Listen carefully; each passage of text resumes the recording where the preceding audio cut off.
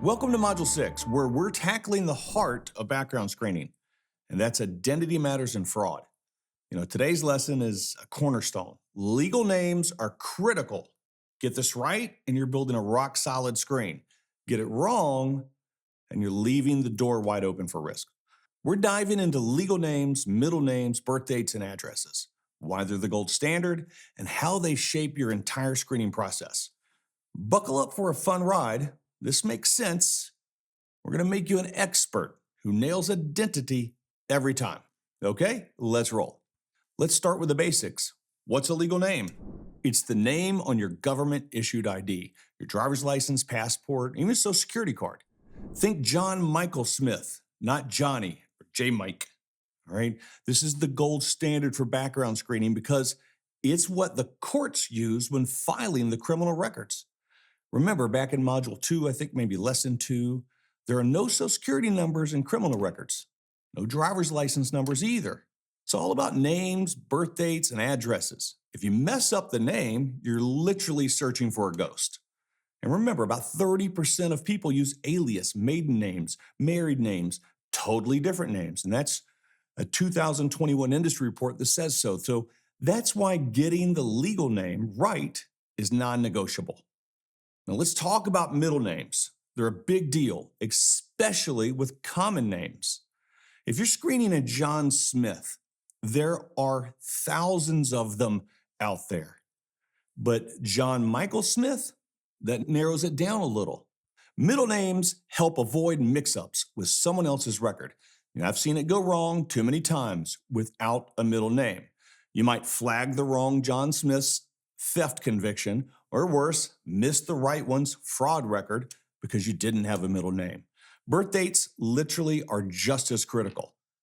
They're the second piece of the puzzle courts use to ID someone. Some states like California redact birth dates to protect privacy, but when you've got one, it's gold. It confirms you're checking the right person. And addresses, you need the current address to start your search, plus real past addresses from an address history trace, if you remember that. So to catch every county they lived in, you need that. Here's why this matters for your whole screening process. Since there's no social security numbers in criminal records, your search hinges on names, birth dates, and addresses. Mess up any of these and you're rolling the dice. Common names like Maria Lopez or John Smith need middle names to stand out. Birth dates pin down the right record. Without one, you could be guessing or missing information. And addresses, they tell you which counties to search for because people don't always get arrested where they live. Get this wrong, and you're not just missing records, you're opening the door, literally, for fraud. Now, I've been in this game a long time, enough to know a sloppy identity check is literally a fraudster's best friend.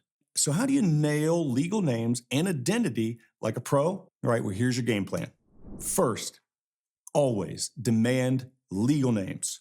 Require applicants to list their full legal name, first, middle, last, as it appears on their ID. No nicknames, no shortcuts. Use middle names. Require them.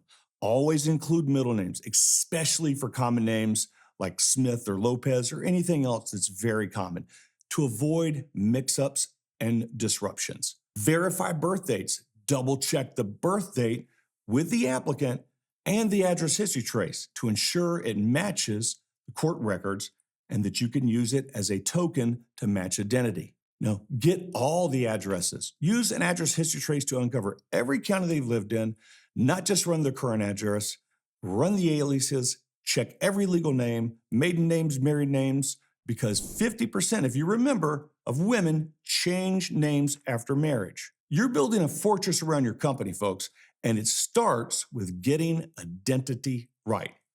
This is your moment. Legal names, middle names, birth dates, and addresses are the gold standard for screening. Understand there's no social security number in criminal records and let that drive your process. Every name, every county, every detail matters. So don't let a fraudster slip through because you skipped a middle name or your process allows the skipping of middle names. All right. Next, we're tackling the massive challenges of inaccurate data. So stick with me. You're doing great.